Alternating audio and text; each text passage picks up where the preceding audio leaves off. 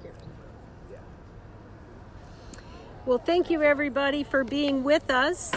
I'm going to get this started. My name is Congresswoman Annie Kuster. I'm from New Hampshire, and I am the founder and vice chair of the Bipartisan Addiction and Mental Health Task Force.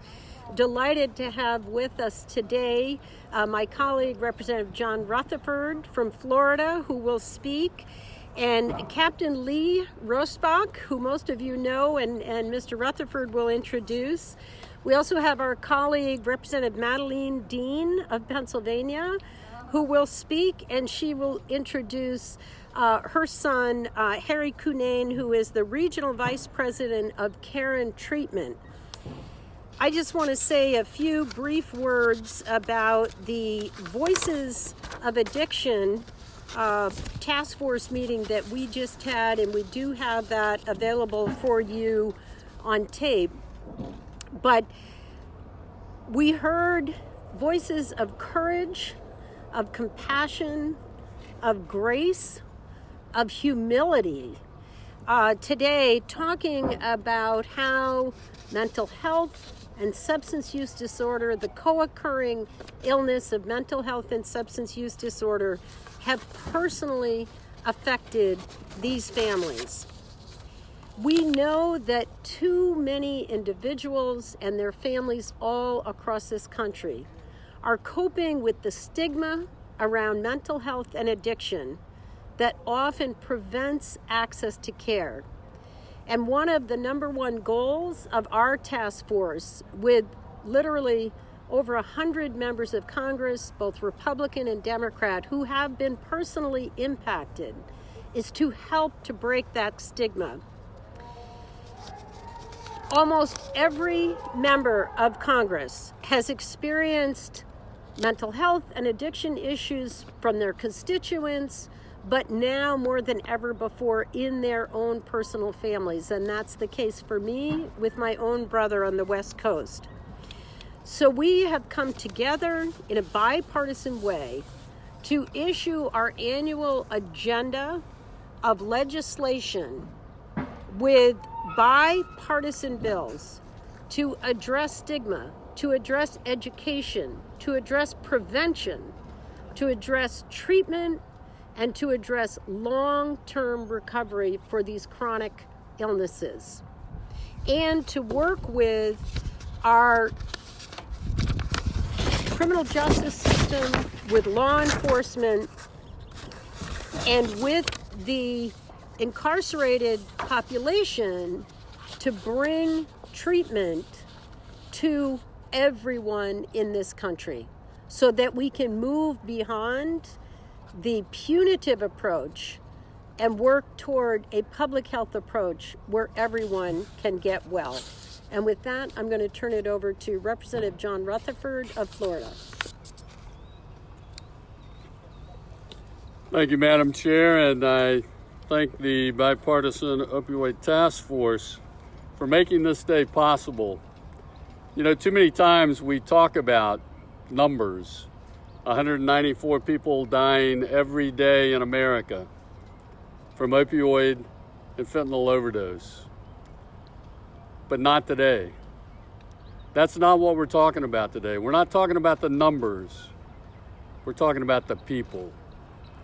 And I was so moved by the testimony of our witnesses today who came up here to heartily share with this country what this pandemic of drug overdose has meant to their family.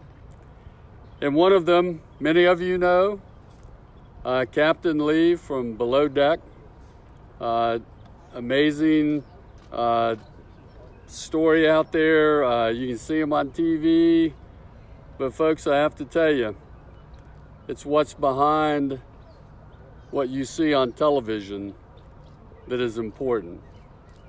Captain Lee and his wife, Mary Ann, have traveled to Washington, D.C. to stop talking about the numbers and start talking about the people. And so with that, it's my honor and privilege today to introduce to you Captain Lee. Appreciate you, buddy. God bless you. Thank you. I don't have a prepared speech. I did have, but I got rid of it. I can't thank everyone here enough for being here to support me and to support a cause that we all believe in. I buried my son 2 years ago. That's the face that I realize. That's the face that I see every night because I was the one that found him the day he died. I walked into his home. He had his dog by his side. He had his hand in his head and his elbows on his knees, and I thought he had just nodded off until I walked over to him and felt his cold, dead body. That's the reality of what we're facing with this opioid crisis. And then I had to go home and I had to tell his mother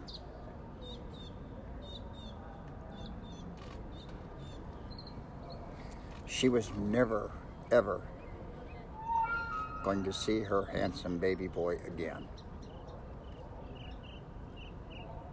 And it's a disease.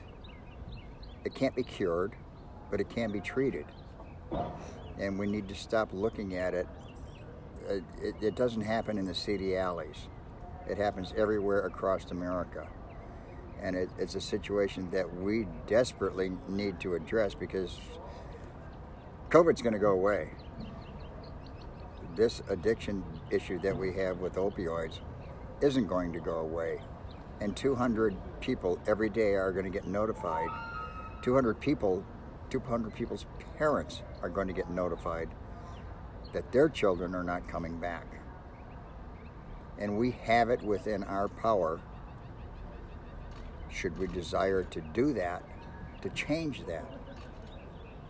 And that's one of the reasons that I'm here today, and I'm so grateful for the support of these beautiful people behind me that have allowed me to have this platform to speak. And it's way more than numbers. You can sit there and, talk about statistics all day long. But when you face the reality of it and you realize that these people have parents, they have grandparents, they have brothers, sisters, cousins, aunts, uncles, and most of them are functioning. They're functioning addicts. They go to work every day, just like you and I. And I doubt that there's any one of you that doesn't know somebody that's been affected by this. And we have it within our power to affect real change. We have it within our power. The question is, do we have that desire? I sincerely hope that we do. And that's why I'm here today, and I'm going to continue to be here. I'm going to be everywhere I can possibly be, as painful as it is, to do what I can to make sure that no set of parents go through what Marianne and I have gone through. So thank you all for being here. I'm very humbled, very grateful, and I know I'm just so proud to be associated with all of you. Thank you so much. Proud to have you with us. Sheriff. There you go. So I'm going to relinquish because this is somebody that can tell you as much about it, if not more, than I can. Thank you so much. I don't think so. Well, thank you, Representative Annie Kuster. Thank you, Representative John Rutherford. Thank you, Captain Lee. My name's Madeline Dean. I'm Congresswoman from Pennsylvania's 4th Congressional District. I'm here because the issue of the disease of addiction hits almost every family, certainly every community.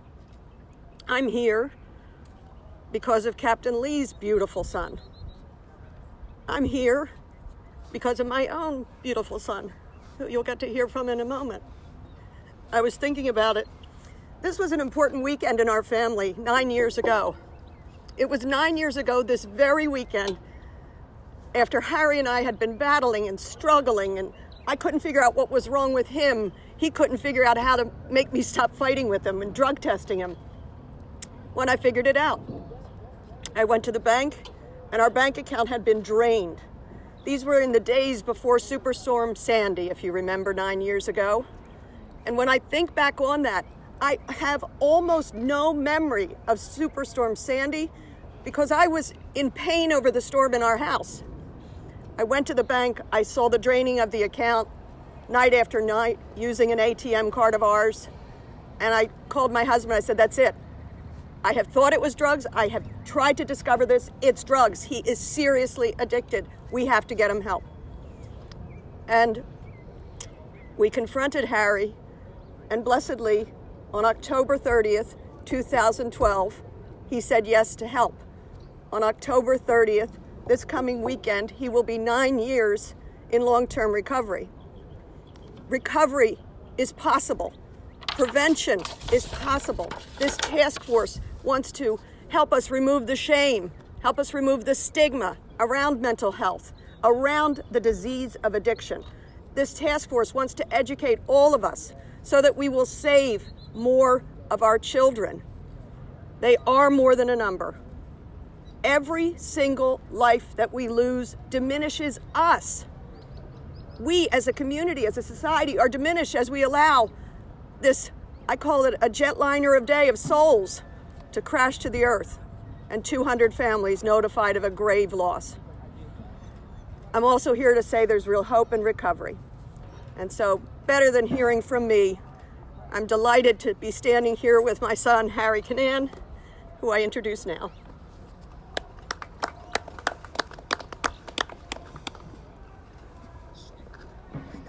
Thank you to Representative Kuster and Rutherford. I'm honored to be a part of this conversation today and to be here. I was so moved by Captain Lee talking about his son and the pain and horror that they went through in 2019. And as we've talked about, this isn't about numbers. The numbers are alarming, but the numbers aren't personal enough to make it hit home. When we think of 96,000 people that have died in the last 12 months from an overdose, that doesn't take into effect or into account the losses that we had in 2020 and 2019 and every year before that. So we need to continue to share those stories and give a face so that we can together realize and recognize that this is a disease and that far too many beautiful people are dying each and every day. My mom mentioned, and I want to say to be a testament that recovery is possible. Right? 9 years ago today, I didn't believe that because I couldn't identify somebody in recovery that I could recognize and see that they had done it, because so much of this is shrouded in shame and stigma.